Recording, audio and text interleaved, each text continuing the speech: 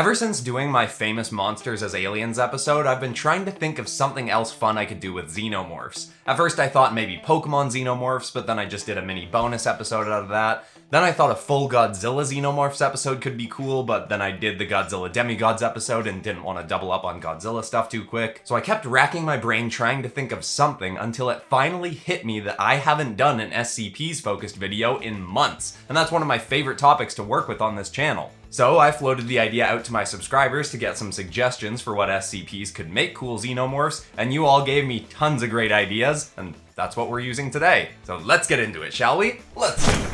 Hit like if you want, subscribe if you feel like, but either way, enjoy the show. Good evening and welcome everyone to this impromptu but highly necessary lecture. As some of you are likely aware by now, a series of experiments, meant to be classified to level 4 personnel and above, have gotten completely out of hand and are causing far more problems than they were worth. Today we'll be covering what exactly transpired to start formulating some plans as to how we can correct these issues and prevent further errors in judgment in the future. For some time, we've contained specimens of an SCP species that has since been reclassified as SCP-X00. Prior to experiments, they were simply known as a very hostile yet containable alien species, codenamed Xenomorphs. Roughly 1 year ago, we learned significantly more about this species as we discovered an underground pyramid that housed within it a Xenomorph Queen, which also informed us of how these creatures come about in the first place. The queen lays eggs inside of which reside a proto-form of these creatures, classified X00-1, an insect-like creature that leaps from the eggs, wraps around the face of an entity within reach, and lays within them a xenomorph embryo to incubate in the host body. In less than a day, the creature will grow inside the host, erupt from within their chest, usually killing the host, then rapidly grow over the next few hours to full size. This, of course, may be common knowledge to many of you, but what was previously more classified information was that a since-deceased Level 4 scientist named Dr. was experimenting with the newly discovered egg samples to see how they would affect existing SCPs. This was done because it was discovered the creatures adapt traits of whatever host they are incubated in. The first experiment saw an egg placed in containment with a specimen of SCP-939. For a quick rebrief, these Keter-class entities are Crimson Hound-like endothermic predators that hunt in packs. They have no circulatory system or digestive tract, and Dr. wanted to discover if the specimens of X00 would still be able to grow inside a creature that lacked these functions. As expected, X00-1 leapt from the egg and injected the 939 specimen. 4 hours later, the creature showed signs of distress. After another 20 minutes, the young xenomorph burst from the creature's side, instead of from its chest, and scrambled across the room. The 939 specimen survived for another 15 minutes further before succumbing to its injuries. The X00 specimen, specifically classified now as SCP-X939, grew to a full size of 2 meters in length over the next 3 hours, and did indeed have features resembling 939. While the xenomorph species commonly has a black exoskeleton when hatched from a human, this specimen was bright red, like Subject 939. Xenomorphs commonly have no eyes, nor do 939, so this remained consistent, but the creature did adapt to the hound's light-sensitive spots, though more protruded than on the host species, and also grew 939's frills, which sense changes in air pressure. The creature also had a slightly more hound-like appearance than common xenomorphs, having extended front arms and walking consistently on all fours. Dr. also spoke into the creature's containment over a PA system for some time to see if X939 could adapt voices as 939 can, and eventually it proved capable of using 939's main tactic of luring prey. It could repeat phrases said by Dr. and even alter them to construct new statements, though some did not make grammatical or logical sense. This creature also proved far stronger and faster than common specimens of 939, and thankfully was not part of the recent breakout at Site-18. though considering the havoc wrought, it's hard to imagine this creature could have made things much worse. This experiment in its own right was not a wholly illogical thing to attempt, but it did lead to continued experiments which got far more out of hand down the line.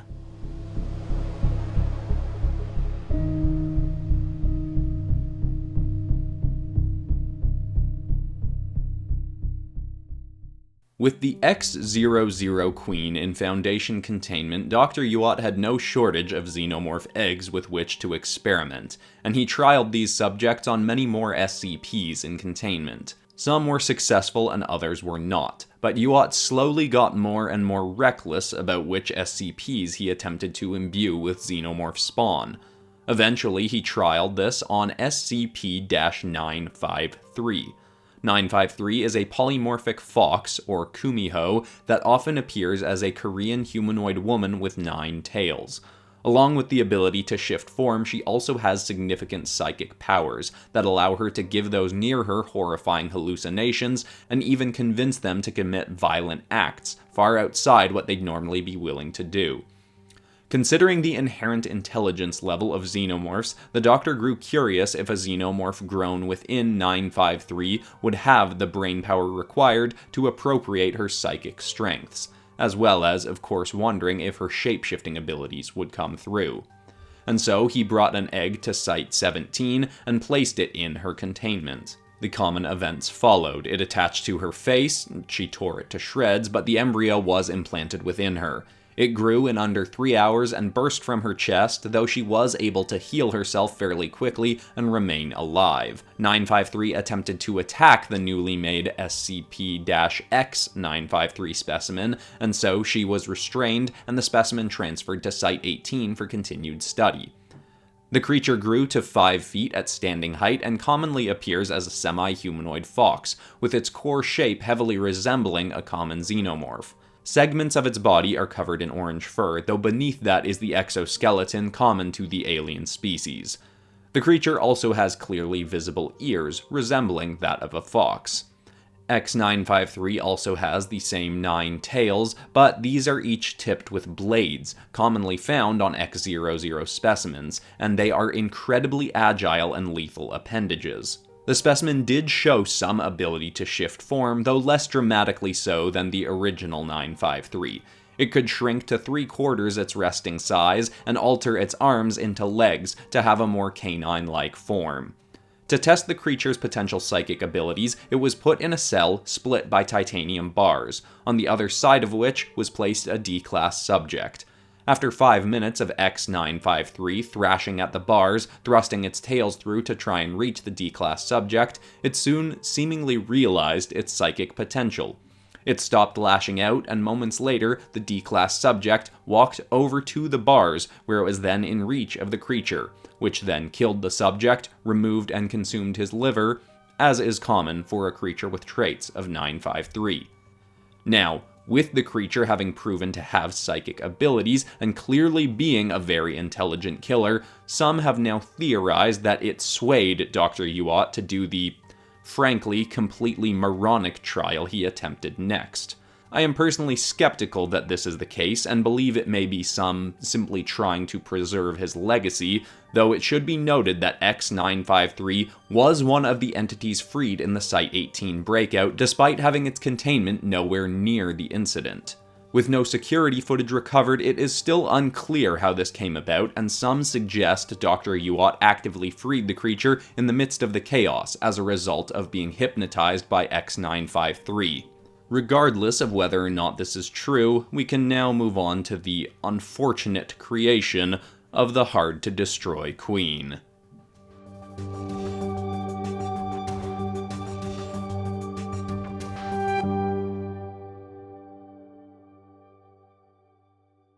SCP-682 likely needs no introduction. The hard-to-destroy reptile is the most infamous SCP in Foundation containment, and has been experimented on hundreds of times to see if any other SCPs could manage to kill it. It is very difficult to see how Dr. Yuat could have been in his right mind when he decided to try creating a xenomorph version of this creature, but all the same, he went forth with this trial. though very skeptical himself that it would work, according to his notes. 682 was bound in its containment, so it was easy to place the egg before it and have X00-1 inject its embryo. Dr. Yuat assumed the creature would simply die in 682's stomach, but to his great surprise, 26 minutes after the trial commenced, a xenomorph crawled out of 682's throat, clearly having struggled to burst from its chest. 682 tore the creature to shreds with its teeth and left it to pieces scattered across its containment, but as 682 would have done in response, the xenomorph soon healed from the attack and continued to grow at a rapid speed. Dr. Yuat moved the creature quickly to an old containment cell used for SCP-682 and began to observe this new creature. As expected, the creature took on aesthetic traits of 682, but beyond that, and more surprising and concerning still, this xenomorph took on a form very similar to the Xenomorph Queen. It had an extended exoskull with very similar crests to the Queen and had an extra set of smaller arms. It also grew to nearly 20 feet in standing height. Dr. Yuat had various weaponry tested on the creature, and it indeed proved to have the same invulnerability that 682 famously has. A trait that it would unfortunately pass on to its spawn. You see, a week after X682 was created, it began laying its own eggs. Dr. Yuat retrieved the first of these from the containment and found that the face-hugging creature that spawned from these eggs were also indestructible.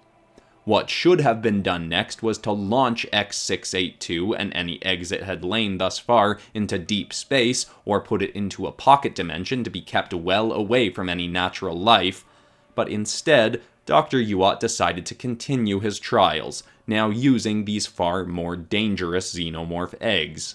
He took one of these from Site 18 and chartered a plane to fly above the site where stays one of the most powerful SCPs known to the Foundation, an entity widely referred to as the Gate Guardian.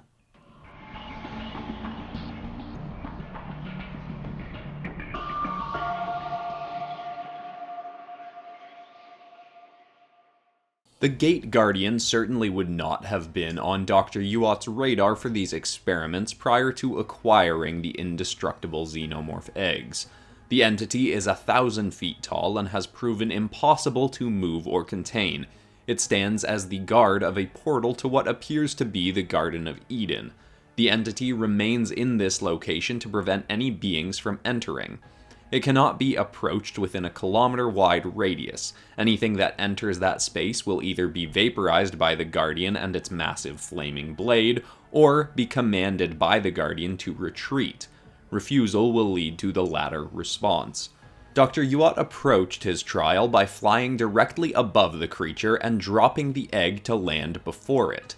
Dr. Yuat has no notes to follow considering he died shortly after this trial began, but footage he filmed as he attempted this showed that after the egg dropped about 20 meters from his plane towards the Guardian, it vanished. The Guardian is believed to have imperceptible speed, so it is believed that it flew through the air and caught the egg. From a distance, it was then observed trying to crush the egg in its hand, then slicing it with its sword. When both of these failed, it simply hurled the egg 3 kilometers away, tracked easily enough because the egg remained on fire as it hurtled through the air. Dr. Yuat found the egg, still on fire, and used fire-resistant tools to transfer it onto a flatbed truck to be brought back to the Foundation for study. Unfortunately, just as he had arrived at Site 18 with the specimen, he was taking the flaming egg down the halls when it burst open. Inside was not an X00-1 specimen, but a full-fledged xenomorph, seeming to have incubated in the flames of the Gate Guardian.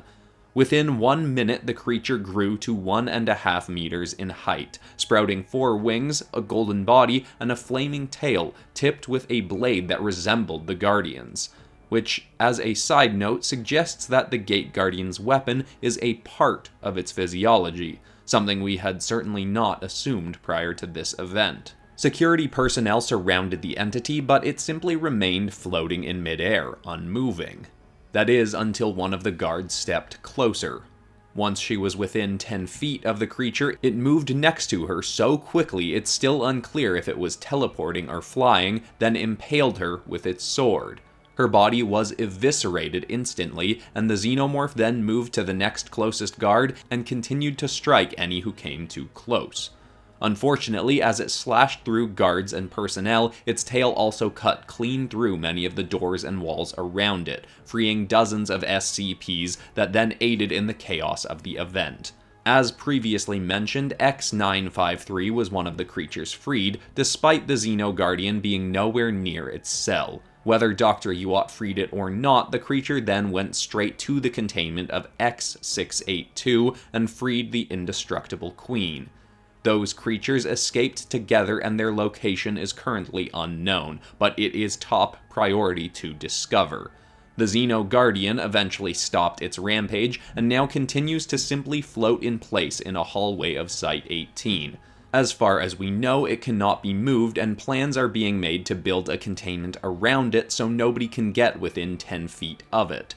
Some SCPs that escaped during the ordeal have been recontained, and others were loosed back into the world. A list of entities to be reapprehended have been distributed to Samsara and other field units. Dr. Yuat was found with a hole pierced through his chest, believed to be caused by one of X-953's tails, though with so many SCPs having been loosed on the facility, there are many other possibilities as well. The entire Foundation is on high alert. All escaped subjects must be recaptured and contained, but X-682 stands above them all. 2 indestructible Xenomorphs is already too many, and every second X-682 is out there, it could be making more like it. The O5 Council has agreed. Anyone instrumental in bringing the creature in will be viable for significant promotion. Whatever your field is, ignore it. Find the indestructible Queen. Or SCP-343, help us all.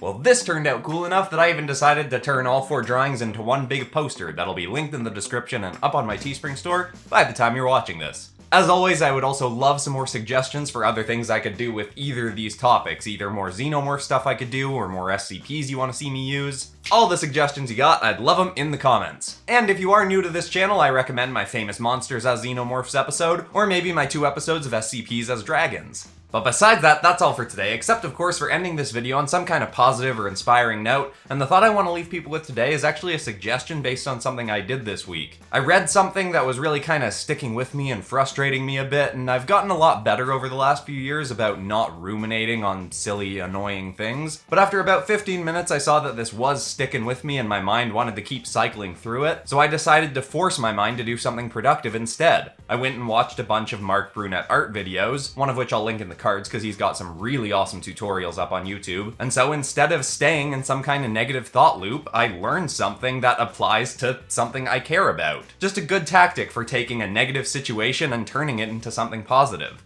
I hope that's an inspiring idea to someone out there. Thanks so much for watching, everybody. I love you all, and I'll see you all in the next episode on Monday. Goodbye.